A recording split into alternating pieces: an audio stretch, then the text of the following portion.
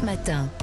Votre page culture quotidienne. On commence par la bande dessinée du jour, Sébastien Bordenève. Alors, vous nous l'avez dit, c'est un manga que vous nous avez choisi ce matin. Oui, et c'est vrai que quand on parle de manga, souvent on met en avant, avec raison, les succès des ventes. Pour rappel, sachez que quand même, en France, en 3 ans, les ventes de mangas ont plus que doublé. Alors ça, c'est pour la quantité. Pour la qualité, c'est très subjectif, mais il faut reconnaître qu'il y a des mangas qui font preuve d'une originalité hallucinante dans le scénario et d'une beauté ébouriffante dans les dessins. Exemple concret, Darwin's Incident, c'est édité chez Big Kana, et le dessinateur, c'est Shun Umezawa. Darwin's Incident, dans le titre, il y a Darwin, et en effet, il va être question d'évolution avec Charlie, le héros principal. Qui est Charlie ? Eh bien, c'est un humanzi. Un humanzi, c'est un mélange entre un human, un humain, et un chimpanzé, le humanzi. Comment est né Charlie ? Déjà, il est né dans l'esprit un tantinet dérangé, voire malsain, d'un chercheur à blouse blanche qui a décidé de mixer son propre ADN avec une chimpanzé sans lui offrir un petit resto avant, rien.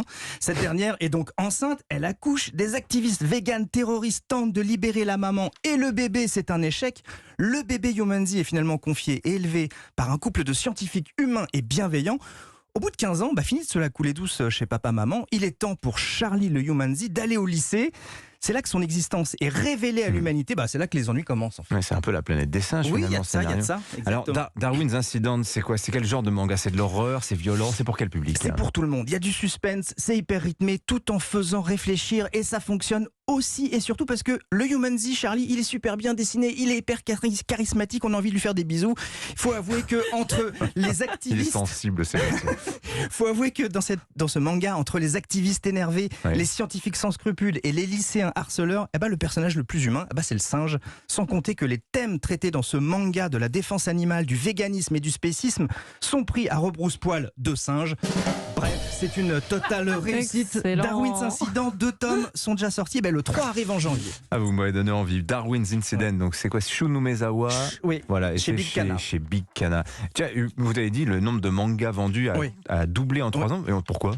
Parce que ça cartonne, parce que les jeunes adorent, parce qu'il y a une originalité folle, parce que c'est... Parce que bon, quoi. Parce que bon, puis passe culture, vous le savez aussi. Parce que tu... oui, passe culture, effectivement. Le passe manga, comme il a été rebaptisé d'ailleurs, avec un poil de déception par la ministre de la Culture. Mais c'est comme ça, il fallait y penser avant. Merci Sébastien Bordenave. Allez, Noël arrive, Marie Jiquel avec vous. Leçon de claquettes ce matin.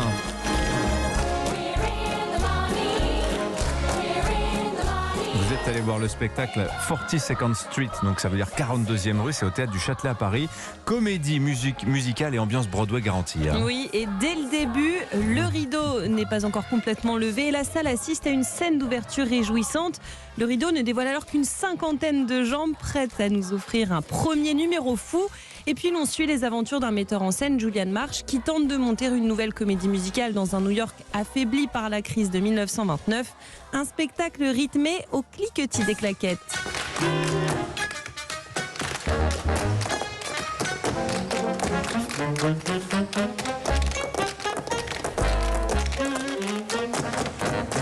Vous y arrivez pas mal, Dimitri, Avec la bouche.